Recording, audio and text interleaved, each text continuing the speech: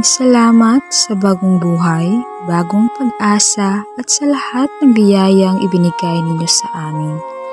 Patawarin niyo po kami sa lahat ng aming pagkakasala at buksan niyo po ang aming isipan upang kami matutunan sa aming aralin ngayong araw.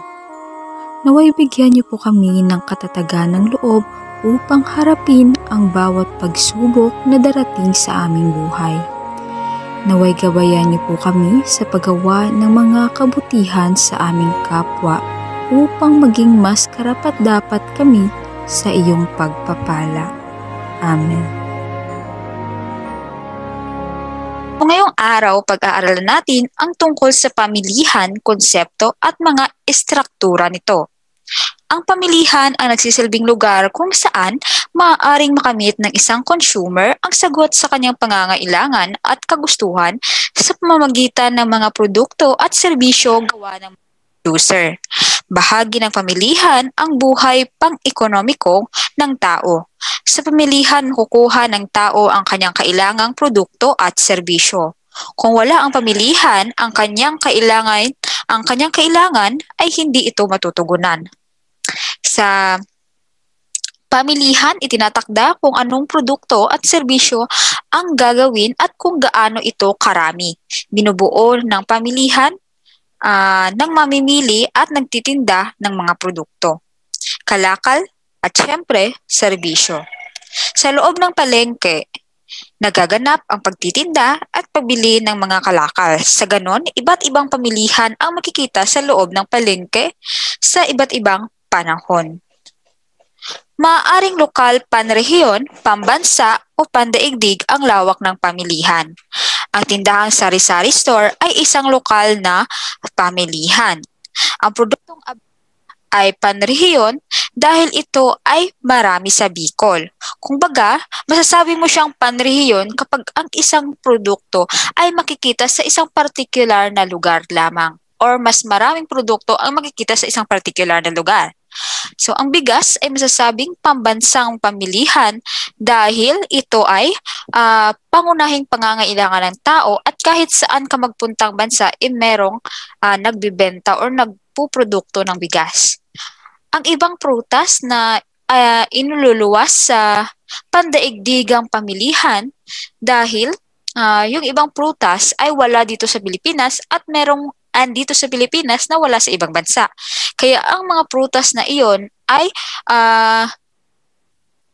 sinasabing ito ay halimbawa ng isang pandaigdigang produkto or mabibenta sa pandaigdigang pamilihan.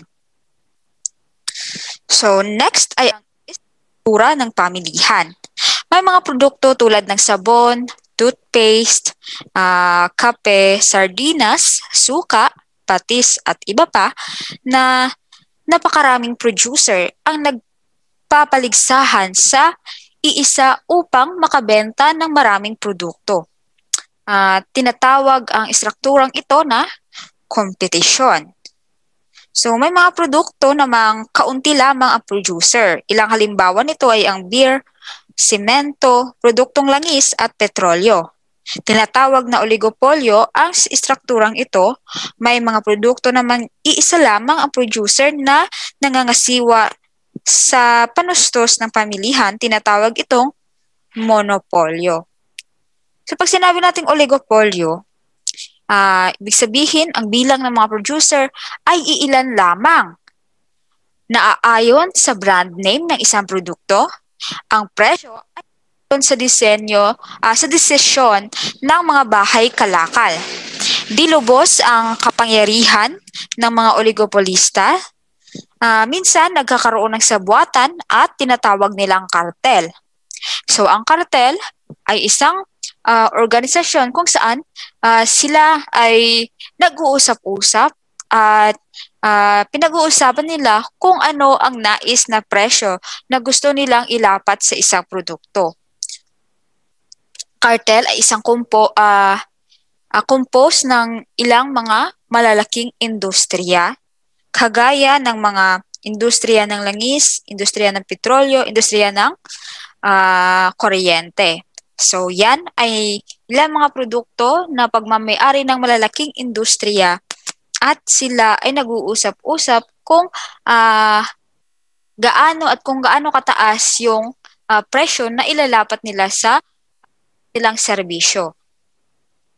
So, ang kompetisyon naman, kung maraming producer ang isang produkto, magpapaligsahan ang mga ito upang makaakit ng mga mamimili. Nang sa ganon, maging mabili ang kanilang mga produkto. Ang pagpaligsahan ay maaaring sa kalidad ng produkto, estilo, material na ginagamit, garantiyang ibinibigay at mga karagdagang paglilingkod tulad ng mga libreng pahatid, pagkakabit, pagkukumpuni at iba pa. So, kagaya na lamang ng produktong ito, katulad na lamang ng patis. So, syempre, kahit saan dito yung gamitin mo sa iyong pagluluto, yung lasa niyan is patis pa rin. Ngunit, yung sa na-o-observe nyo, sa na-o-obserbahan ninyo, yung sisidlan niya is iba-iba. Yung disenyo ng label, yung kung paano ito ginawa, dahil maraming mga producer ng patis, ngunit medyo kaunti lamang yung mga mamimili. Kaya, yung mamimili ay may karapatan na pumili ng produkto na mas kalidad, mas maganda, or mas kaaya-aya para sa kanya, or mas nasa mababang presyo. Dahil siya ay may karapatan pumili dahil nga marami ang nagbebenta ng ganyang produkto. Next, maaari ring sa presyo ang kompetisyon. Halimbawa na lamang ng produkto kagaya ng bigas. Halimbawa, maraming nagbebenta ng bigas sa isang pamilihan. Subalit, ang presyo nito ay paiba-iba. Kaya, ikaw yung nagbebenta or ikaw yung producer, hindi mo siya pwedeng pababaan ng mas mababa sa presyo dahil ikaw lang din yung malulugi. Kumbaga, dapat ikumpara mo yung presyong ilalagay mo sa presyo ng iyong katabing nagbebenta upang yung mga mamimili ay hindi pumunta sa iba at hindi ka rin malugi. Dahil minsan kapag masyadong mataas yung presyo mo, mangyayari, doon sila sa iba bibili dahil doon medyo mas mababa yung presyo at mas makakales sila sa pagbibili. Kaya dapat i-control mo lang din yung presyo or amount ng iyong produkto. So next, katangian ng ganap na kompetisyon. So, dito sa katangian ng ganap na kompetisyon, maraming maliliit na consumer at producer. Magkakatulad ang produkto or homogeneous, kagaya na lamang nung bigas. So, maraming producer ng bigas, maraming nagbibenta ng bigas, ngunit pare-pareho lamang itong bigas. Kaya, ang mga consumer ay makakapili kung saan sila bibili at kung saan sila mas makakamura. Malayang paggalaw ng sangkap ng produksyon, malayang pagpasok at paglabas ng industriya. Malaya ang impormasyon ukol sa pamilihan. So, yan ang katangian ng isang ganap na kompetisyon. So, dito naman sa di ganap na kompetisyon, nagkakaroon tayo ng isang monopolyo or mga monopolistang producer. Sila ang mga nagda o nagmamay-ari ng isang malaking pamilihan. Ito ay nagtatakda ng presyo at walang magagawa ang mga mamimili. Ibig sabihin, ang mga produktong ito ay kagaya ng tubig, ng LRT at ano pa ba? Kuryente. Tama. So, itong mga produkto at serbisyong ito ay pagmamay-ari ng mga monopolista or mga malalaking industriya. Subalit, itong mga monopolistang ito ay kontrolado din ng ating gobyerno. Bakit? Dahil nga, ang ating gobyerno ay sinisigurado nila na mayroong kaligtasan at hindi na aabusa ang ating mga mamamayan. Dahil sinisigurado nila na ang presyo ay katamtaman lamang sa serbisyo ginagawa ng mga monopolistang ito. So dito sa di ganap na kompetisyon, iisa yung produkto at yung mga mamimili ay mapipilitang bumili dahil nga ito ay kabilang sa mga produktong pangangailangan kagaya na lamang ng tubig at kuryente. Dito sa monopolyo, ang mga producer ay may control sa presyo kung ito ba ay papataasin nila or pababain. Dahil sila lang ay nag-iisang producer ng mga ganitong klase ng serbisyo. Samantala, ang pagkakaiba ng di ganap na kompetisyon sa ganap na kompetisyon, doon sa ganap na kompetisyon niya, ang isang consumer at isang producer, ang isang producer ay walang kakayanan na pabago-baguhin yung kanyang presyo ng kanyang produkto. Dahil kapag siya ay pabago-bago ng presyo or pataasin niya ng masyado yung presyo ng kanyang produktong ibinebenta, yung consumer ay maghahanap ng iba upang mas makatipid. Well, dito naman sa di ganap na kompetisyon, kahit tumaas yung presyo ng tubig, kahit tumaas yung presyo ng kuryente, yung consumer ay mapipilitan pa ring magbayad sa wastong presyo dahil nga ito ay kaniyang pangangailangan. So next, ang monopolyo. Ito ay may iisang producer, kinokontrol ng malaking porsyento ng supply, produkto at pamilihan. So dito sa monopolyo, ito ay uri ng pamilihan na iisa lamang ang producer na gumagawa ng produkto o serbisyo. Kung kaya, walang pumapalit o kahalili. So, may pamalit ba tayo sa tubig? Di ba? Wala? Okay. Kaya, dito sa mga monopolista, na yung mga serbisyo nila ay kaugnay sa patubig, sa kuryente. So, may karapatan sila na baguhin or pataasin yung presyo ng kanilang serbisyo. Dahil nga, sila lamang ang gumagawa or producer ng ganong produkto at wala itong kahalili or kapalit. Kaya ang mga consumer ay mapipilitan na bumili at magbayad sa naturang serbisyo. So, dahil sa mga patent, copyright, trademark, gamit ang intellectual property rights, hindi makapasok ang ibang nais na maging bahagi ng industriya na kaparehas sa hanay ng produkto at serbisyong nilikha ng mga monopolista. So, dito sa copyright, ang patent at ang trademark, ito ay ginagamit ng mga monopolista upang ang kanilang mga produkto ay hindi magaya or makopya ng ibang mga mga producer or ibang mga negosyante.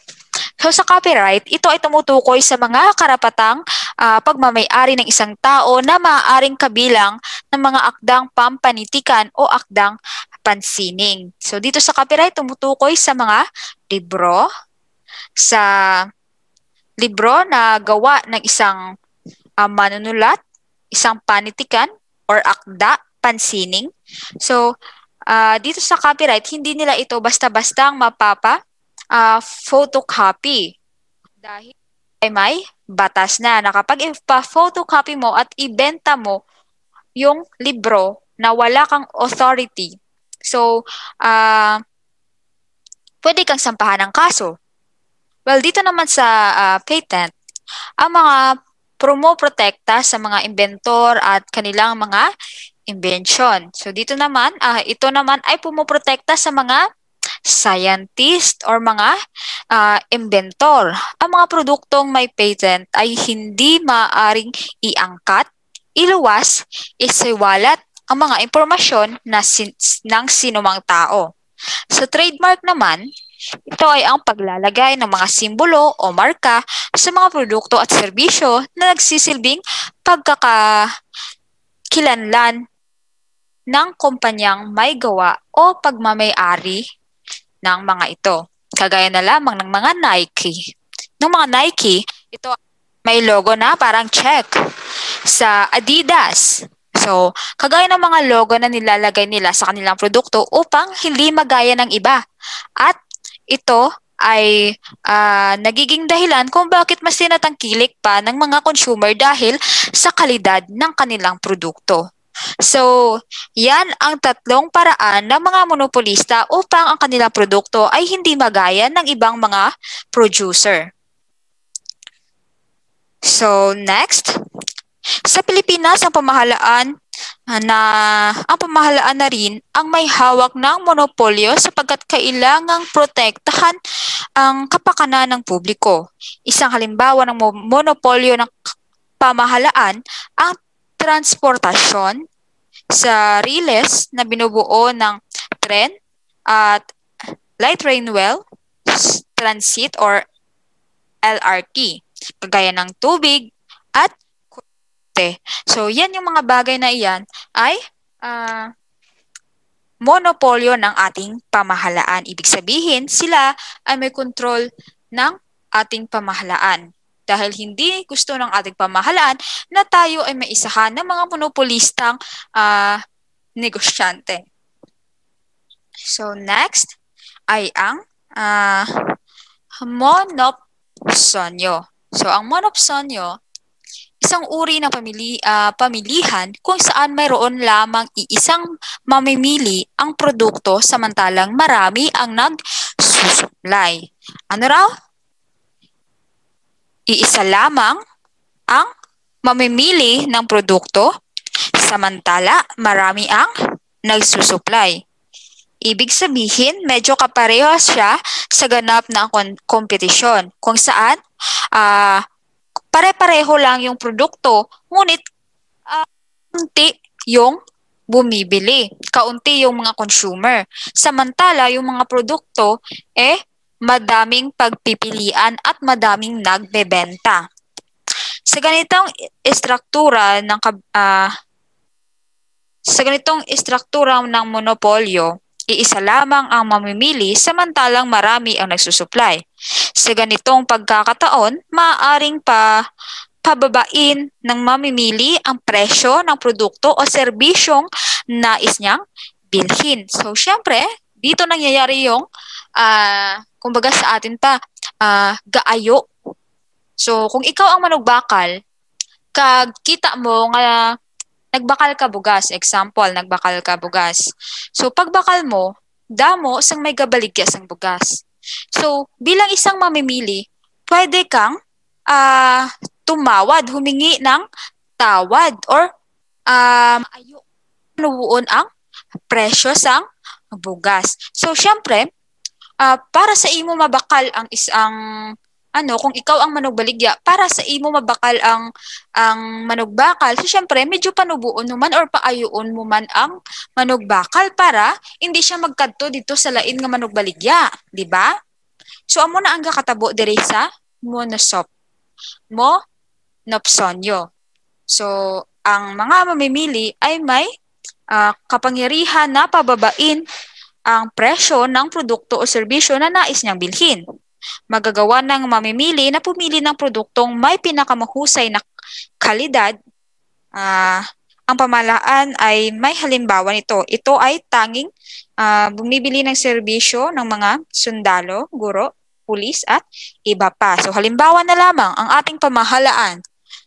So sila ay isang halimbawa ng isang monopson kung saan maaari silang pumili ng mas magaling na sundalo, mas magaling na guro, mas magaling na pulis.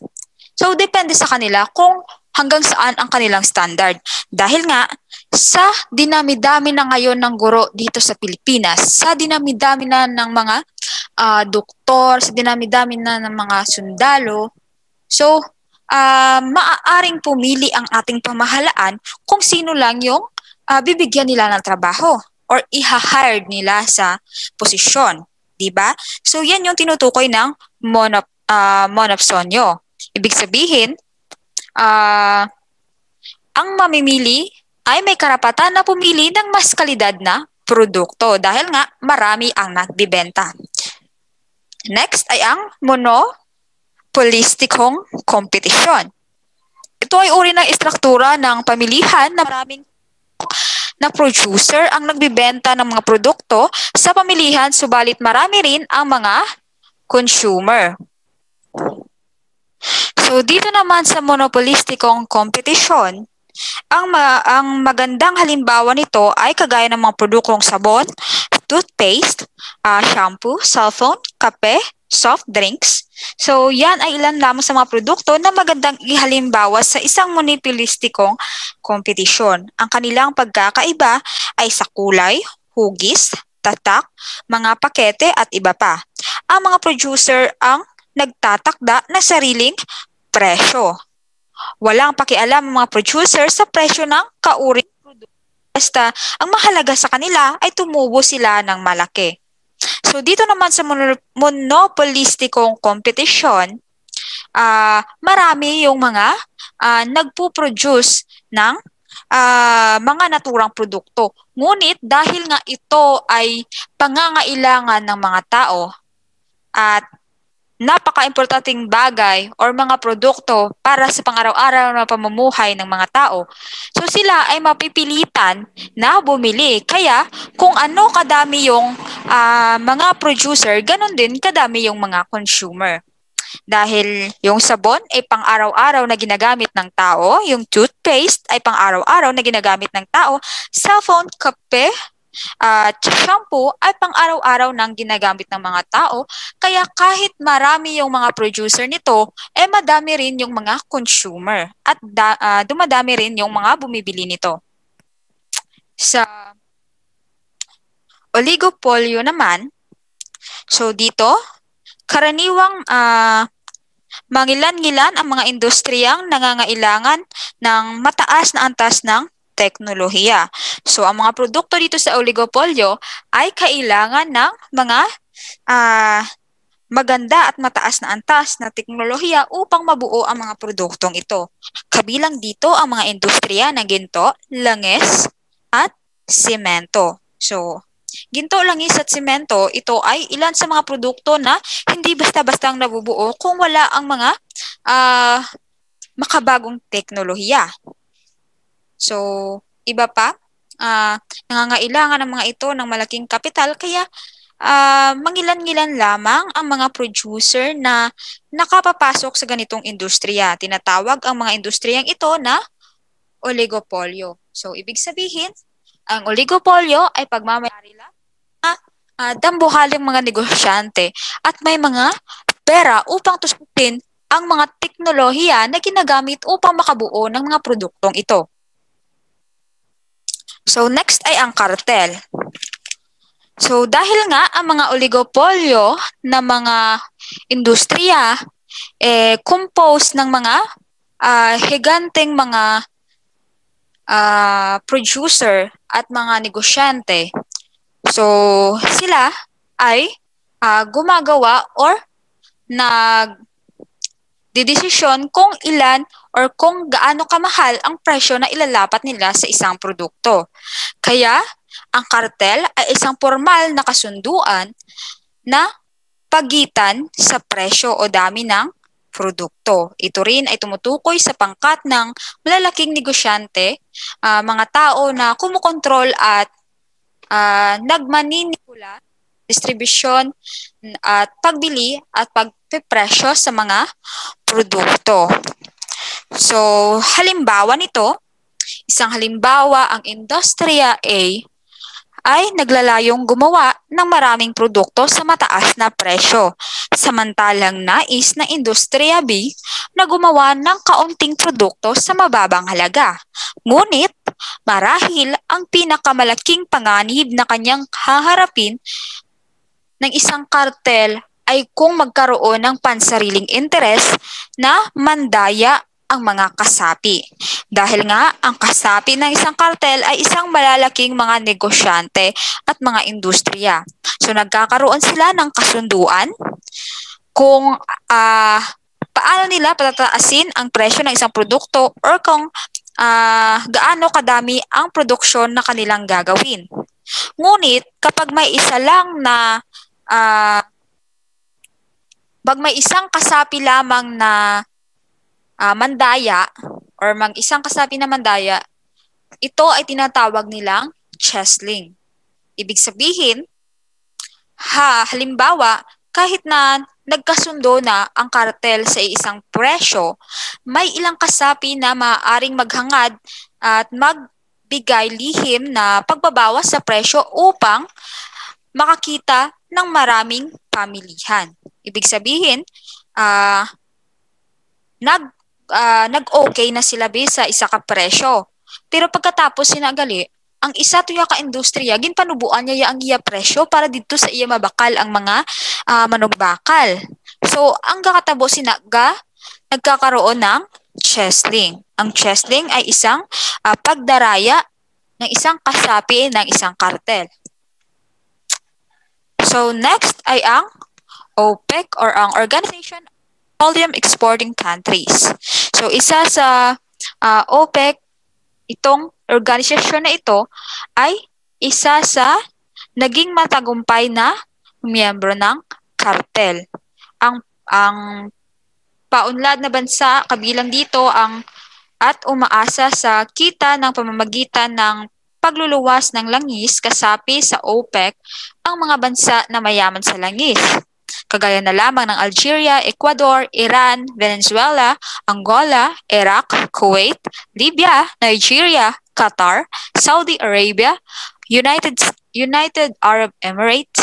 Nasa bansang ito ang 3/4 ng kabuuang reserba ng langis sa buong mundo. So, ang OPEC ay isa sa naging matagumpay na kartel na nangyari sa buong mundo. So, I hope meron kayong natutunan tungkol sa pag-aaral natin tungkol sa konsepto at istruktura ng pamilihan. Maraming salamat sa inyong pakikinig. Para sa inyong activities, sagutan ang pahina 115. So, naway nadagdagan ang inyong kaalaman. Thank you everyone and God bless.